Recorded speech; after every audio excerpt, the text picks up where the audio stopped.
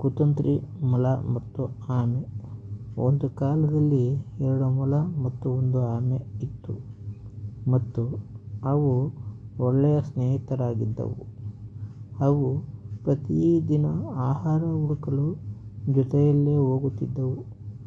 ಒಮ್ಮೆ ಅವುಗಳಿಗೆ ಆಹಾರ ಸಿಗುತ್ತದೆ. ಆಹಾರ ಹಂಚುವ ಸಂದರ್ಭದಲ್ಲಿ 2 ಮೊಲಗಳು ಆಮೆ ಜೊತೆ ಜಗಳವಾಡುತ್ತವೆ. ನಂತರ ಒಂದು ಮೊಲ ಉಪಾಯ ಮಾಡಿ ಕುತಂತ್ರದಿಂದ, ನಮ್ಮಿಬ್ಬರಲ್ಲಿ ಒಬ್ಬನ ಜೊತೆ ನೀನು ಒಂದು ಪಂದ್ಯ ಗೆಲ್ಲಬೇಕು. ನೀನು ಗೆದ್ದರೆ ನೀನು ಹೇಳಿದ ಹಾಗೆ ನಾವು ಕೇಳುತ್ತೇವೆ. ಸೋತರೆ ನಾವು ಹೇಳಿದ ಹಾಗೆ ನೀನು ಕೇಳಬೇಕು ಎಂದು ಹೇಳುತ್ತದೆ. ಪರಸ್ಪರ ಒಪ್ಪಿಕೊಂಡ ಅವು ಓಟದ ಪಂದ್ಯವನ್ನು ಆರಿಸಿಕೊಂಡವು ಮತ್ತು ಪ್ರಾರಂಭ ಮತ್ತು ಅಂತಿಮ ಬಿಂದುವನ್ನು ಆರಿಸಿಕೊಂಡವು. ಮೊಲವು ವೇಗವಾಗಿ ಓಡಿ ಆಮೆಯನ್ನು ಹಿಂದೆ ಬಿಟ್ಟಿತು.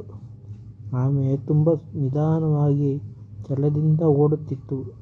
ಆಮೆ ತುಂಬ ನಿಧಾನವಾಗಿದೆ ಎಂದು ಭಾವಿಸಿದ ಮೊಲ ಸ್ವಲ್ಪ ವಿಶ್ರಾಂತಿ ಪಡೆಯಲು ನಿರ್ಧರಿಸಿತು. ಅದರಂತೆ ಮೊಲ ಮರದ ಕೆಳಗೆ ಬಾಗಿ ಮಲಗಿತು. ಸ್ಥಿರ ಕಾಪಾಡಿಕೊಂಡ ಆಮೆ ಇಡೀ ಸಮಯ ಓಡುತ್ತಲೇ ಇತ್ತು. ಇತ್ತ ಮೊಲವು ಎಚ್ಚರವಾದಾಗ ಆಮೆ ತನ್ನ ಗುರಿಯನ್ನು ಮುಟ್ಟಿತು ಮತ್ತು ಪಂದ್ಯದಲ್ಲಿ ಗೆದ್ದಿತು.